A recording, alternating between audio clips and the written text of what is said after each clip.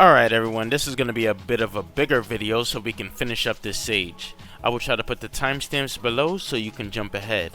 So, the first game up is called Sonic Kick, which is a 2D high-speed Sonic game. You'll need to stomp and jump at the right times to gain momentum. I was running this on a keyboard, so I wasn't very good at it, as there was a point where I had to do this springboard move and I just couldn't do it to progress in the stage any further. But if you go to the page and actually watch the game's trailer for this game, it's actually pretty hyped. The authors are doing all these pro stuff like cool tricks and getting high speed and stuff like that. So it's actually a really nice game. I thought this one was pretty okay. Next is Sonic Laserdisc, which I didn't spend much time on because of the camera. Everything is just too zoomed out. So platforming is just more difficult than it should be. It feels like when you're playing through Metallic Madness and you have that gimmick where it sends you into the background. Basically that, but the whole entire time. So next up is Sonic McOrigins, which is a cool entry at this year's stage. There were times where McDonald's had Sonic handheld games that you would get with a Happy Meal. And so all of the different games are here, and it's in like this weird window. So at first I thought it was just a screenshot or something until I noticed that there was like a actual play button in the top bar. So when you hit that, the game will actually run and you can play through it. The games aren't really as good, you know, as you would expect from like a Happy Meal, but just the fact that the author actually imported all of the games for us to experience is pretty impressive. So I would say just, you know, try this one out and see how they are. Sonic Momentum is a 2D platformer with the advanced sprites. I thought that there weren't going to be many of these games with the advanced sprites, but here we are. But I will say that this game honestly wasn't bad. It's got your air dashing, some cool animations for spin dashing. Some of these animations might actually be custom made, but I couldn't tell, which is actually nice because they just blended in really nicely. So overall, I thought that the game was actually okay, even though I'm not like the hugest fan of these Sonic Advanced sprites. Next is Sonic Origins Pocket Edition, which is like a collection of Sonic 1, 2, 3, and Knuckles, as well as Sonic CD. The game opens up with a cool cinematic that's really well done, and the game is just basically 8-bit Sonic and all of the classic Genesis style games, although the level design appears to be original. So I tried a little bit of all the games, and I was playing on keyboard, so it was a little bit rough for me. But I remember, you know, playing to the end of this ice stage, and then I just stopped because there was like a wall blocking me, and I couldn't complete it. Sonic Rerun is a game in its early state, and it's ran on the Unity engine. There are a few stages to choose from, like Emerald Coast, Speed Highway, and Rooftop Run. I tried pressing all the keys, and none of them appeared to give me the option to do a spin dash or boost, but it didn't bother me much because neither of them were actually needed. Sonic runs really fast on his own and can double jump. Sometimes the game can be a bit hard to control due to some camera issues, like it responding pretty slowly, and also there are times where the double jump just doesn't respond at all. So I thought this was actually a pretty fun experience, especially for an early game. Sonic Revisited is a remake of the original Sonic 1 with some changes, like fixes in the music with proper looping.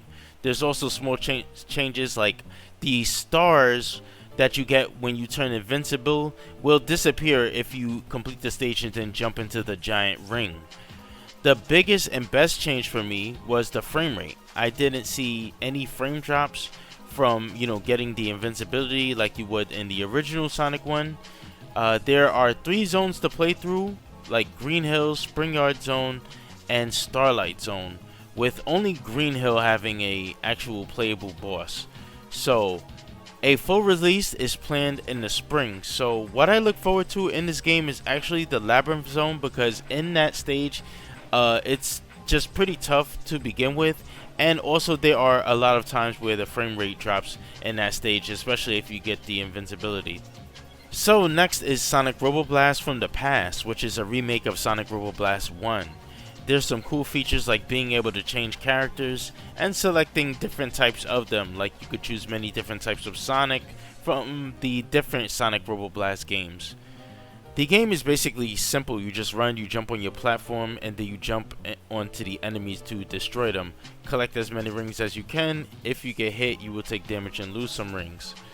One thing that annoyed me a little bit about this game was the game's tutorial level. It was just so pace breaking. You would just keep getting stopped to get prompted with all these tips that would pop up and tell you some obvious stuff, like in order to take further jumps you just have to run before jumping and make sure you don't get hit by enemies. You know, just basic stuff that you already know about a Sonic game. But other than that, I thought it was pretty okay for, you know, like a Sonic Robo Blast 1 experience. So we had to skip a few games either because I have covered them individually or they just straight up didn't work for me. So the next game up is Sonic Speed. This is one of those games where it looks good, but once you get in game, you can actually see that it's very early in development. The moveset was very limited, and the spin dash was also pretty weak. I tried pressing all the keys to see if there was actually a light dash button, as it seemed like there were so many trails of rings, kind of like inviting you to do so, but I didn't see anything for it. So this is just one of those games where it just looks okay, but looking forward to more updates in the future. Sonic Super Jam is a beat 'em up style game. There's hordes of enemies that you have to beat up, and you have to destroy these generators that are actually creating the enemies. So there's like missions that will pop up on screen telling you to like go over here and like do this, beat up these enemies or destroy this generator. And it's actually kind of fun, but one thing that I do want to throw out about this game is that the health of the enemies are actually a bit small, and also the collision on most attacks just aren't really satisfying. But other than that, I think that this game is actually pretty good. Next is Sonic the Fighter's Blitz, which is a fighting game. This had controller support, and it also supports the DS4, so that was actually pretty cool. The problems that I have with this game, however, was that it was just really rough overall.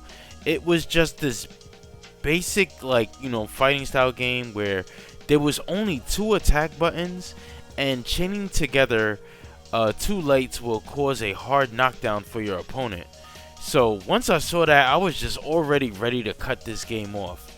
So you basically just have like your light attack, your heavy attack, and there was a button so where you can like weave for a couple of frames if your enemy threw out an attack. This was useful like if you wanted to, you know, counter something that they was throwing at you. There might have been another button for something else, but I really just couldn't remember what else. As somebody who's a big fan of fighting games, I could just see that, man, this one just really wasn't that good.